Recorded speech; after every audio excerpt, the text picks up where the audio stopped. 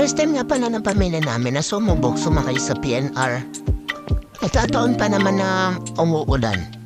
Andito nga pala kami sa station ng PNR Bikutan. O bago makasakay, hinanap muna namin yung ticket booth.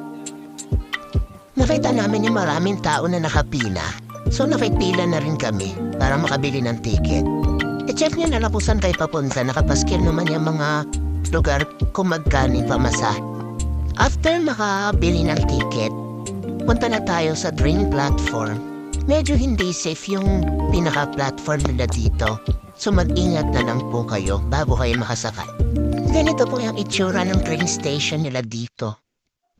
15 pesos yung binayad ko sa ticket namin. Mula sa Bikutan papuntang Pasay Road, Makati. Ingatan niyo maigi kasi may chance na baka mahulog or mawala. Dahil papel lang siya na resibo. Hindi kagaya nung sa MRT at LRT na PVC card. Medyo matagal din pala yung waiting time. Inabot kami ng 20 minutes sa paghihintay ng tren. Pero na-amaze ako sa itsura ng tren ha. Mukhang bago pa. Paalala, mag-ingat sa paghakbang, baka mahulog sa maling tao. Ano daw? Eto nga pa na interior ng tren. Mukhang medyo bago pa yung bago na nasakyan namin. And konti lang yung pasahero. Hindi ko lang sure dahil ba maulan or dahil weekend nung pumunta kami dito. Ang pinakadulong station nga pala nito is Tutuan Station. Meron nga pa ng inspector na nagche-check ng ticket sa loob ng tren.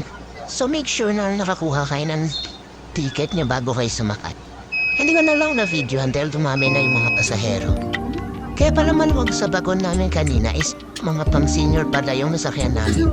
So pinalipat nila kami dito sa mga panglalaki. 7 years old and below lang pala yung mga bata na pwede pa dun sa unahang train. Kaya pag medyo malalaki na yung mga bata, dun na kayo isasama sa may mga lalaki.